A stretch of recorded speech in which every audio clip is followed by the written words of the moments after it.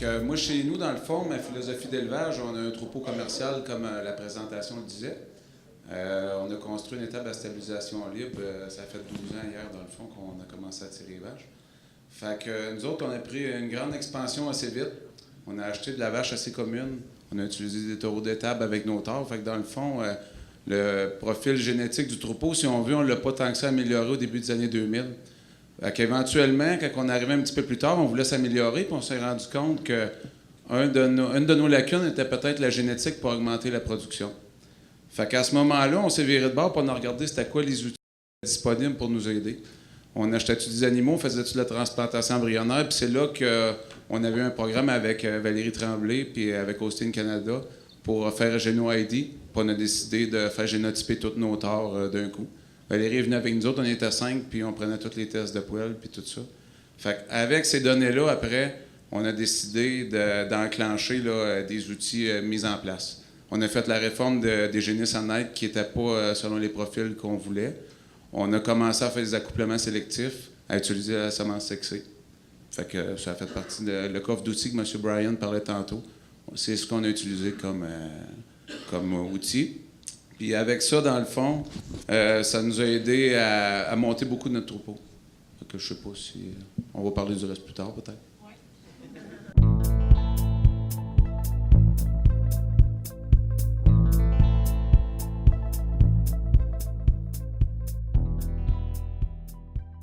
C'est sûr que pour nous, on s'en sert beaucoup comme outil de commercialisation. On s'en sert de plus en plus aussi pour améliorer autant les comptages cellulaires que la fertilité. On se rend compte qu'on commercialise, oui, mais tous nos clients, il n'y a pas un de nos clients qui ne veulent pas avoir une vache qui a des taux de fertilité élevés ou qui a des cellules somatiques basses.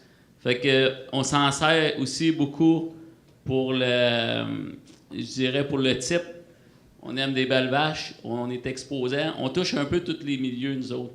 Je pense que c'est un outil, la génomique, puis si on l'adapte à notre besoin, ça peut être pour le type, ça peut être pour... tout le monde va avoir des vaches en santé qui produisent du lait longtemps.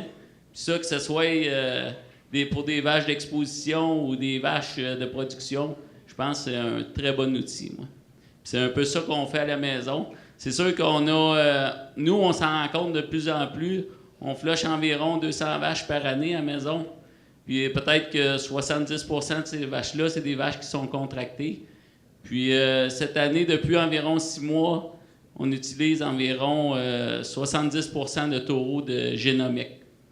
Ça veut dire des taureaux qui n'ont pas d'épreuve officielle.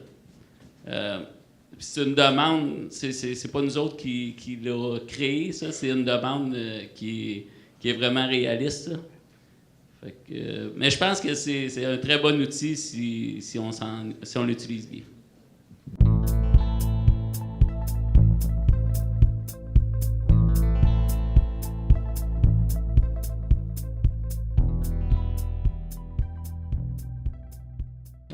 Aujourd'hui, je me rends compte que je suis un peu le dissident là, de la gang. Là. Mais en tout cas, je vais essayer de me réchapper pareil. Ça a peut-être l'air d'un peu un cliché, mais ce que j'aime, c'est un élevage équilibré. Puis pour moi, c'est équilibré production et conformation. J'ai toujours cru qu'une vache qui était mieux conformée, elle avait tous les outils pour être capable de durer longtemps. Ce qui coûte cher en élevage, finalement, c'est des élevés, mais une fois qu'ils sont élevés, il faut être capable de les durer, de les garder longtemps. Fait que chez nous, c'est des vaches. On travaille avec des vaches qui sont à classification élevée, des vaches excellentes. C'est sûr qu'on n'est pas tous au même niveau, là, je comprends bien, mais aujourd'hui, moi, je suis rendu là. Il y avait une étude, peut-être, mais là, je recule de plusieurs années, parce que je suis seul qui a les cheveux blancs, quand même. Là. Il y avait une étude qui disait que... Ouais, ça sent bien. Il y a une étude qui disait que les vaches, mettons, la vie productive d'une vache, ou pas nécessairement son espérance de vie, mais la vie productive, là, une vache qui était classifiée bonne avait à peu près 4 ans de vie productive, une bonne plus, 6 ans. Puis plus on montait, les vaches excellentes, c'était rendu à 10 ans et plus. je ne sais pas si c'est encore vrai, mais moi, j'y crois encore à ça, qu'une classification élevée, la vache a tous les outils qu'il faut, à moins qu'il y ait un accident, un bon pied, des bonnes pattes, puis tout ce qu'il faut pour durer longtemps. C'est ça ma philosophie d'élevage. Je pense aussi que l'élevage, c'est pas mathématique. Il y a des bons chiffres. Pour être capable de faire du marché, ça prend des chiffres les meilleurs. Si on est un petit peu en bas des chiffres les meilleurs, bien, il y a plus ou moins de marché à ce moment-là. Puis pour lâcher le morceau, là, bien, je vais dire que je ne suis pas sûr que les jeunes taureaux, les pères à taureaux qui viennent de taureaux non éprouvés, que c'est ça qui nous fait avancer rapidement. Fait que c'est un peu une question. Fait que c'est ça ma philosophie.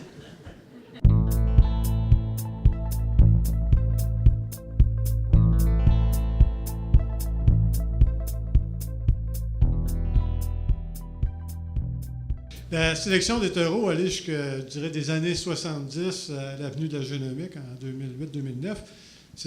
On identifiait les taureaux, les taureaux éprouvés qu'on voulait servir comme père à taureaux. On se faisait une liste. Ensuite, on allait identifier les meilleures vaches selon les indices, soit au Canada ou aux États-Unis, et on les contractait. Et quand on avait un taureau, bien, le taureau rentrait en insémination. En 2009, ce qui est arrivé, c'est l'avenue de la Génomique qui nous a donné un outil qui était non biaisé et indépendant. Soudainement, c'est comme si, en faisant la génomique, on avait une épreuve de 10 à 15 filles. Comme on dit souvent, c'est pas assez pour savoir si ça allait être un bon taureau, mais ça nous en disait assez pour savoir s'il allait pas bon.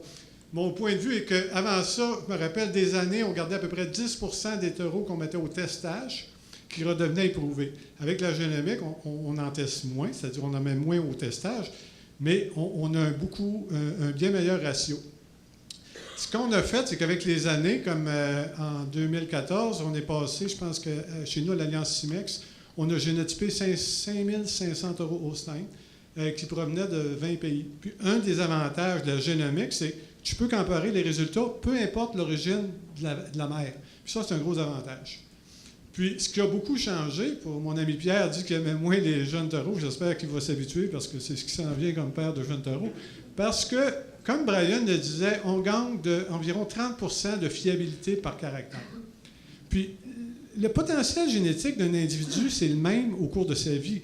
Qu'il soit une jeunesse qui a 1 an que vous flushez ou qu'elle ait 10 ans, c'est le même potentiel. Mais plus vous l'identifiez plus jeune, plus grand le progrès que vous pouvez faire. C'est la même chose des taureaux. Si tu attends qu'un taureau ait 6 ans avant d'utiliser comme père à taureau, bien, tu as perdu sans doute 5 ans. Ça ne veut pas dire qu'on ne fait pas d'erreur, mais dans le domaine de la génétique, ce qui compte, c'est d'identifier vraiment des taureaux élites.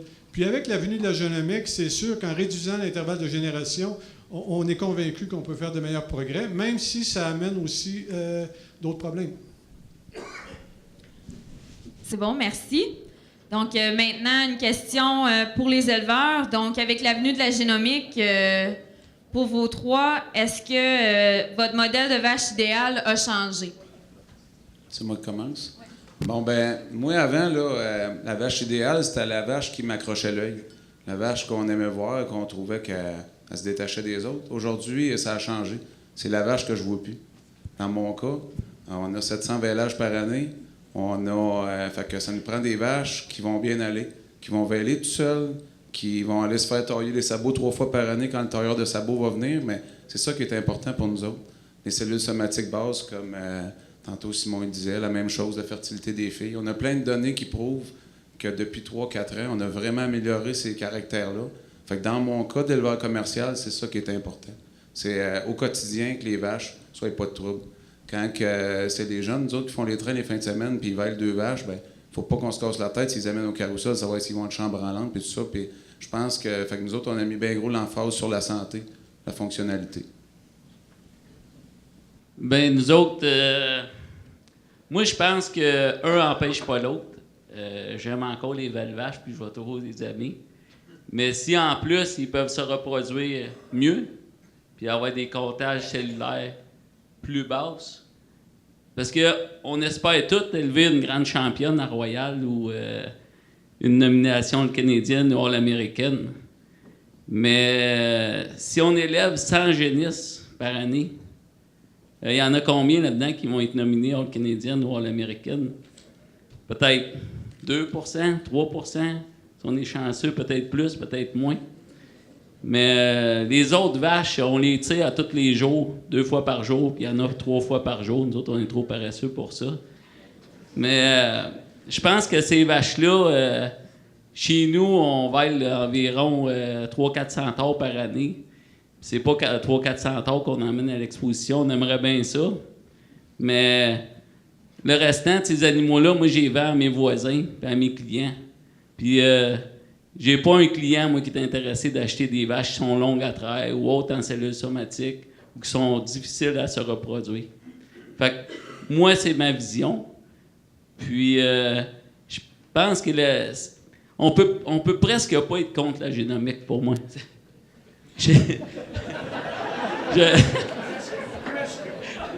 Non, mais c'est un outil. On augmente seulement que la fiabilité. Puis, comme Pierre disait,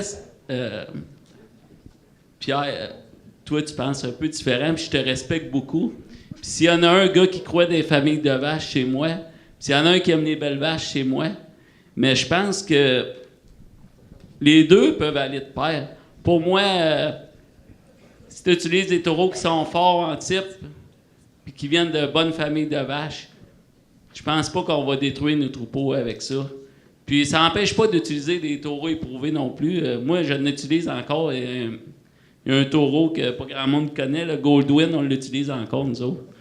Puis on n'a pas fini de l'utiliser. En tout cas, ça, c'est mon point de vue. Mon modèle animal, il n'a pas vraiment changé, mais il faut que je dise à Simon, là, quand je ne suis pas utilisateur, ça ne veut pas dire que je suis contre. C'est juste que je ne suis pas rendu là, encore dans mon cheminement, peut-être. Comment? Tu es encore jeune, c'est ça. Puis peut-être il y a quelque chose qui nous a emmenés à réfléchir, comme les traits secondaires, on les avait un peu avant aussi, les cellules somatiques, puis c'est ça, on les avait, mais le fait de la génomique a travaillé gros là-dedans, ça nous a forcé un peu plus à les regarder, des choses qu'on regardait un peu moins. Avant ça, on regardait la taille, puis on s'imitait un peu à ça. Là. Ça, c'est correct. Mais mon modèle n'a pas changé. Ce que je souhaite, c'est une vache qui va faire très bonne à 2 ans, 9500 kilos et plus, puis qui va faire en 3e lactation une vache excellente. C'est ça que je souhaite pour moi. Mais ça ne veut pas dire que je suis contre. Pas nécessairement pour.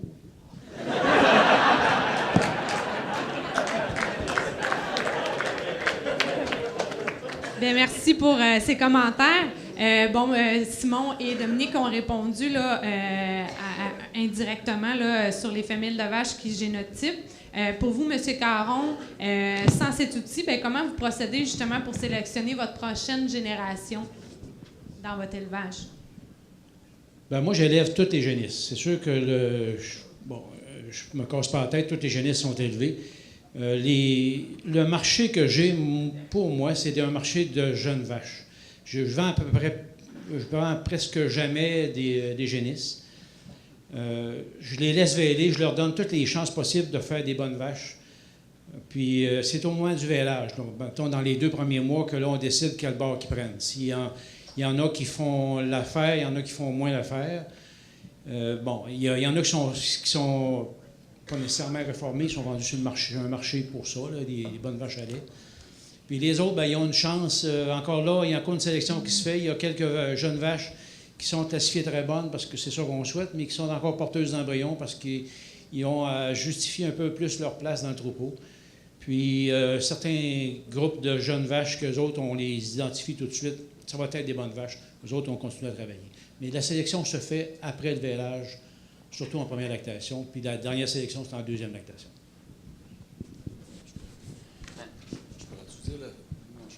Oui, vas-y. OK, je ne l'avais pas expliqué, puis je pense que c'est important. Chez nous, on a mis en place une stratégie un peu de sélection qui est, je pense, applicable pour beaucoup de troupeaux commerciaux ou un peu tout le monde. Là.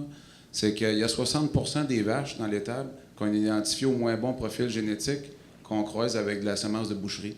Fait qu'on élève vraiment on reproduit seulement 40% de nos meilleures vaches chez nous avec la semence Holstein. Puis après ça, 100% des taures, 80% environ sont faites en semence sexée pour faire vraiment upgrader le gain génétique plus rapide. parce que ma vieille génétique chez nous n'était pas bonne. Les jeunes sont vraiment meilleurs. Fait qu'on a fait des bons élevés comme ça. En 2007, notre profil génétique, notre IPV moyen dans la race, on était dans le 10e percentile. Puis en 2014, on était dans le 95e percentile. Fait qu'on a réussi à faire des bons gains. Puis à date, les 40 premières génisses qu'on a fait génotyper en 2015 sortent à 2750 de moyenne. Fait qu'on a parti du 10e percentile avec ces outils-là. Peut-être qu'on va finir au 95e, 50e percentile. Et peut-être que si tu continues dans le même ordre d'idée, Dominique, donc comment se traduit l'amélioration génétique dans ton troupeau depuis les 5 dernières années ou en fait depuis que tu as commencé le génotypage? Oui, bien là, il y avait des tableaux. Oui, je les vois. On a les premiers groupes qu'on avait fait génotyper, dans le fond, on a identifié des premières lactations. On a 179 vaches de première lactation qu'on a regardé leur index génétique à gauche, dans les colonnes de gauche, avec les écarts. La moyenne, c'était 801 kg de lait permis selon les index génétiques. Puis en réalité, ils ont fait 9600 kg. Mais ce qui est intéressant, c'est le premier 25 percentile, le moins performant, ils ont donné 8600 dans le troupeau. Puis le 25 percentile plus performant ont donné 10 200. Fait que les écarts qu'on voit dans la colonne de gauche puis la colonne de droite, ils se ressemblent quand même beaucoup dans le troupeau. Puis après ça, on a vérifié pour les deuxièmes lactations. Puis quand on regarde les deuxièmes lactations, c'est à peu près la même chose qui se produit. Fait qu'on a 10 000 kg de moyenne pour les 25 percentiles moins performants, puis on réussit à avoir 12 000 pour le premier quart plus performant. Fait que ça, c'est un peu pour vérifier le lait au niveau de la génétique, ce que ça l'a fait dans l'étable, mais c'est un peu vrai aussi pour d'autres critères. Oui. Fait que ce qu'on a fait dans le troupeau, bien, ça a donné concrètement à peu près 3 litres de lait de plus, 700 kg de lait de plus à moyenne 305 jours. Puis les cellules ont parti de 206 000 à 147 000. Puis les jours ouverts, ils ont baissé de 19 jours. Fait qu'il y a eu un peu de régie aussi là-dedans, là, c'est sûr, mais il y a quand même vraiment là, le profil génétique qu'on a mis en place s'est exprimé dans le troupeau. Avec le nombre de vaches, c'est intéressant de voir les moyennes. Donc, à votre tour, Simon et Pierre, si vous pouvez nous expliquer un peu comment est-ce que l'amélioration génétique se traduit dans votre troupeau. Ben, chez nous, c'était un peu compliqué, là, parce qu'on on achète et on en vend pas mal. Hein. Ben, c'est sûr que moi, concrètement, c'est plus compliqué chez nous d'évaluer ça. On peut voir que on est seulement qu'à notre 3e génération d'animaux qu'on a fait la génomique dessus. On voit l'augmentation. Je sais pas si...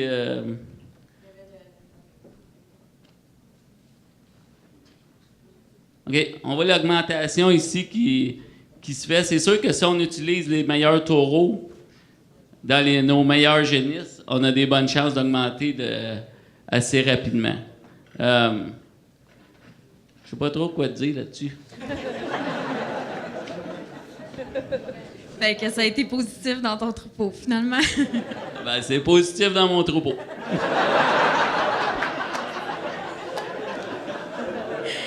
Non, honnêtement, on voit l'évolution, mais chez nous, ça fait pas assez longtemps qu'on l'utilise pour que ça soit vraiment concret. Puis honnêtement, dans mon troupeau, chez nous, j'ai pas fait d'études vraiment pour le savoir. Ça que je peux pas... j'ai de la misère à vraiment...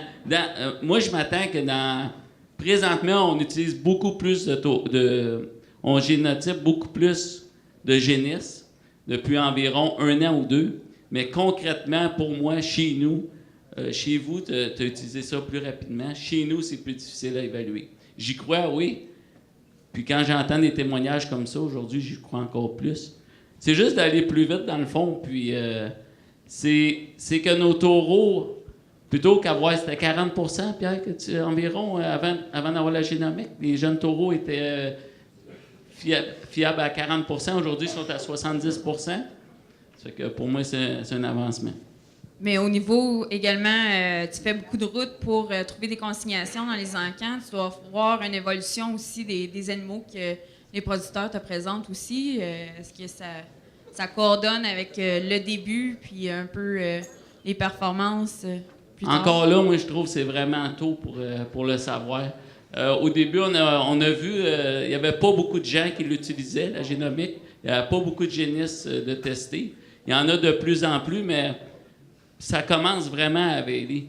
Fait que pour moi, personnellement, c'est vraiment dur à évaluer aujourd'hui parce que ça a vraiment débuté tranquillement. Aujourd'hui, il y en a beaucoup plus. C'est pour ça que dans 2-3 ans, pour moi, on va savoir beaucoup plus. Et à ton tour, Pierre?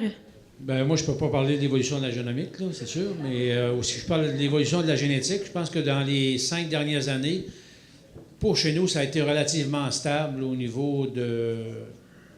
Il n'y a pas eu de régression, en tout cas. C'est plutôt stable parce que les jeunes vaches, ils font des 85 et plus, les autres, ils classifient un peu mieux. La production, ça a joué entre 13 et 14 000 kilos. Je ne peux pas dire s'il y avait eu l'effet génomique, qu'est-ce que ça aurait fait, je ne sais pas.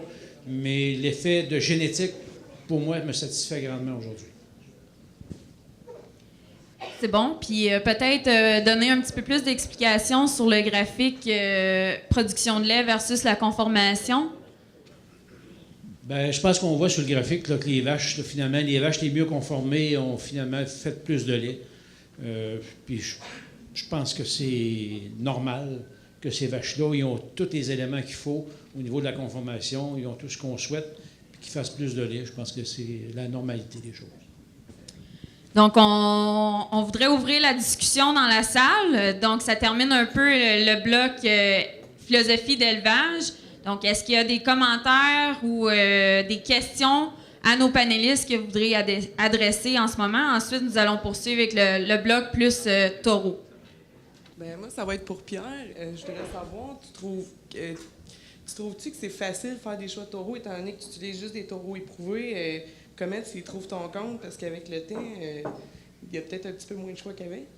Je pense pas qu'il y a moins de choix d'avant. Même si la feuille d'épreuve est moins grande qu'avant, même s'il y avait eu 50 taureaux, on utilise peut-être 4 ou 5 là-dedans. De toute façon, on reste quand même avec les meilleurs taureaux, on les a encore quand même. C'est sûr que les taureaux, j'en utilise des taureaux de génomique, tu sais, on dit pas fort, mais je l'utilise pareil. Mais c'est pas mon premier choix au départ. Si à un moment donné, il faut que... À un moment donné, je sais pas, soit qu'on soit en manque d'inspiration ou peu importe, là, on va y aller, parce que j'en ai quelques-unes. Là. Mais mon premier choix est vraiment un taureau éprouvé, puis on a encore des bons taureaux éprouvés. Puis moi, ça me gêne pas de revenir un peu en arrière si je pense que le croisement, c'est le meilleur. Il y a des taureaux, des fois, qui sont un peu passés de mode, là. Ça va vraiment à l'encontre de ce qu'on parle, là. Mais si je pense que c'est le croisement qui va faire la meilleure vache, je suis encore prêt à y aller. Moi, j'ai les cheveux gris. Je trouve... bonjour au panneau. C'est sûr que je trouve ça difficile parce que chez nous, il y a une relève. Puis moi, j'ai eu... En tout cas, dans mon cas, j'ai eu une vache qui m'a... Puis j'ai un peu comme Pierre, où ce qu'on était bien... Moi, j'appelle Hitler. On a une bonne vache, on y va, on veut quelque chose pas mal pareil, tout ça. Mais c'est sûr que mon gars, lui, il est plus un peu comme... voyons, j'ai oublié ton nom déjà. Non, Dominique. Mais comment... Tu sais, on a des... La seule affaire que je trouve dure, je dis à mon gars, c'est comment tu vas faire? Parce qu'on travaille tous en quelque part pour venir maître éleveur, puis on est super fiers de venir maître éleveur. Mais il va falloir que les programmes changent pour d'autres choses, parce que comment tu fais pour venir un maître éleveur quand ça va vite de même, puis tes vieilles vaches, tu veux les garder, mais il y en a une, là, qui pousse, là, puis il y a des chiffres, puis tout, puis là, ben, pop, il faut la sortir. Ben, moi, ça ne me tente pas de la sortir. Oui, mais il faut la sortir. C'est la question que je me pose. Ça va tellement vite, il faut falloir ajuster vite l'autre chose. Parce que on peut devenir maître éleveur dans l'amélioration génétique, puis maître éleveur à élever des points. C'est ça. Puis je trouve ça dur, parce que des fois, il y a des confrontations assez fortes. Moi, je pense quelque chose, en tout cas, parce que, tu sais, je pense que dans la salle, là, c'est tout un peu pareil. Là, la longévité des vaches, c'est bien important. Présentement, chez nous, là, j'essaie d'élever le moins de génisses possible pour avoir un taux de réforme qui apparente pas mal plus les 25 % que les 40 %. On a déjà été à 45 %, puis le bout qu'on est à 25 %, ça a l'air de rien, mais ça représente à peu près 120 génisses en élevage par année. Là. Fait que, moi, j'essaie de maintenir le taux de réforme bas, puis par contre, je fais la réforme à bas âge. À 3-4 mois, là, tous ceux qui font pas l'affaire, c'est là que je les réforme, dans le fond. Mais ceux que j'élève, après ça, là, je veux qu'ils restent dans le troupeau tant qu'ils peuvent. Mais je pense que notre situation est quand même pas pareille. Là. Moi, le maître éleveur, je sais même pas comment ça marche les points. Là, fait que... Je pense qu'on oublie quelque chose. On a un peu tous des buts différents dans la vie. Puis tout le monde peut réussir différemment. Puis je pense que si on respecte tout le monde là-dedans, puis autant pour celui qui veut devenir maître éleveur ou celui qui a un grand troupeau comme toi, Dominique, ou comme Pierre qui veut élever des belles... moi aussi, je veux élever des belles vaches, Pierre, inquiète-toi pas. La génomique, dans le fond, c'est juste un outil de plus. Là, ça change pas tant que ça, d'après moi. Là. Moi, je n'ai des vieilles vaches, puis je vais continuer à effilocher aussi longtemps que je vais les avoir, puis je les aime. Puis je vais essayer de les améliorer avec leurs descendants. Mais je pense que la génomique... tu dis le mot génomique, puis je suis dans un milieu qui... tu t'en vas dans des expositions, puis là, on dirait que tout le monde est allergique à ça. Mais j'ai visité environ 170 troupeaux depuis un mois pour sélectionner pour 2 ventes. Puis on va dans toutes sortes de troupeaux. On va dans des troupeaux qui essaient d'améliorer la génomique. Il y en a d'autres qui veulent élever des belles vaches. Il y en a d'autres qui veulent faire des championnes d'exposition. Puis souvent, tu vas dans des troupeaux où ils disent qu'ils veulent améliorer le type, puis qui veulent élever des championnes. Puis ces gens-là, tout de suite, la génomique, tu leur demandes, utilises-tu de la génomique? Tu sais? Ils disent non. Puis, 5 minutes après, tu lui demandes quel taureau tu utilises, tu sais, après avoir jasé un peu. Puis un des premiers taureaux qu'il va dire, 2-3 taureaux, puis il te sort dormant. Tu sais. Mais j'ai dit ça, c'était un taureau de génomique. Mais il est spécialisé, le taureau, pour le type. Puis il nous a prouvé qu'il était capable d'en faire des belles génisses. Puis il y a aussi, quand on pense juste au type, là, parce que je pense, ici, on est plus un groupe d'éleveurs, puis on est plus un groupe différent de toi, Dominique. Bien, il y en a quand même des grands troupeaux dans la salle. Mais quand on pense que Atwood ou Aftershock ou Bradnick ont été vendus comme taureaux de génomique, il n'y a pas grand monde qui s'en rend compte. Mais ces 3 taureaux-là sont venus numéro 1 en type comme taureaux éprouvés. Fait que c'est juste d'aller un peu plus vite. Je pense que c'est... Puis ça ne marchera pas tout le temps, ça, tout le monde le sait. Là. Mais c'est mon point de vue. Juste en réponse à Stéphane, moi, je suis complètement d'accord avec ça. À partir du moment où nos vaches veillent, les chiffres baissent. Souvent, c'est comme ça. Puis, il me semble qu'au niveau de notre association, s'il y avait un plus-value pour les vaches qui performent un peu, qui classifient bien, qui font des bonnes productions, bien, ces vaches-là, on serait encore tentés, ou nos enfants, ils ne nous diraient pas, il faut qu'elles sortent, là, parce qu'elle a encore des bons chiffres. Là, en partant du VLH, ils s'en vont de reculons, à moins que ce soit une fausse perception que j'ai, là, mais ça ressemble un peu à ça. Je pense qu'il y avait une autre question ici. Oui, Simon, tu as parlé du bon vieux Goldwyn. Sa cote était à 17 en type. Aujourd'hui, il serait peut-être bien à 24. Puis on l'utilise encore. Puis il n'y a pas encore un gros de taureau qui le bat présentement. Puis ils sortent à 20, puis à 18, puis à 19. Puis si on l'avait pris non rénotypé, il n'aurait pas sorti. Il se veut dire s'il avait été rénotypé, il serait passé fort. Puis dans les belles étapes que j'ai vues, c'était tout un taureau, puis toutes des belles. Ça va-tu trop vite, ou l'épreuve est un petit peu trop haute, ou c'est Goldwyn qui était passé haut? Peut-être que Pierre pourrait plus répondre à ça. Cet argument-là, je l'ai déjà entendu comme de quoi qu'on n'aurait pas pris Goldwyn, celui de la génomique. Je pense pas. Parce que dans le temps, il aurait été un des meilleurs taureaux, point de vue, si on les compare avec les taureaux du même âge. Vous avez sans doute raison, puis Brian va sans doute... Il y a un biais. On sait tous que si vous comparez présentement, puis je ne veux pas voler ton punch, Brian, mais on sait tous qu'il y a une surestimation des meilleurs taureaux, que ce soit en production ou en conformation. Surtout pour les taureaux génomiques. Puis CDN a demandé, c'est d'essayer de baisser ça pour qu'on puisse mieux comparer les taureaux éprouvés. Mais ceci dit, puis Simon l'a mentionné, un taureau comme Dorman, il n'y avait pas un pedigree de show. On a un taureau chez nous qui s'appelle Meridian, ça commence à bêler. J'ai regardé hier, 20 filles, 95%, mon petit c'est mieux. La mère bonne plus. La génomique nous a permis d'identifier des taureaux qui n'avaient pas nécessairement le pedigree, les généalogies pour être des taureaux de conformation, puis qui vont sortir bien. Mais ça ne marche pas à tous les coups. Mais ça va nous permettre, comme population, de faire plus de progrès génétique parce qu'on va les taureaux, on va les trouver plus vite, puis on va les utiliser plus vite. C'est comme ça que tu fais du progrès génétique dans une population. Je voulais juste faire un commentaire général pour avoir été souvent sur la route, puis un peu moins dans les dernières années, mais anyway. On mélange souvent la génomique et l'IPV. Si vous regardez les taureaux qui ont une génomique élevée en type, comme on parlait de Dorman ou d'autres choses, vous allez avoir un résultat en type. Mais si vous prenez des taureaux qui sont seulement élevés en IPV et que vous avez un type moyen, c'est là que la déception vient au niveau de la génomique. Fait qu'il faudrait que le message soit un petit peu plus clair au niveau des éleveurs, je pense, plus moyens, que l'IPV n'est pas la génomique. Je pense que c'est là que souvent les gens, si on parle des gens d'exposition, ils vont dire je ne crois pas à la génomique, mais dans le fond, c'est qu'ils ne veulent pas un IPV trop élevé.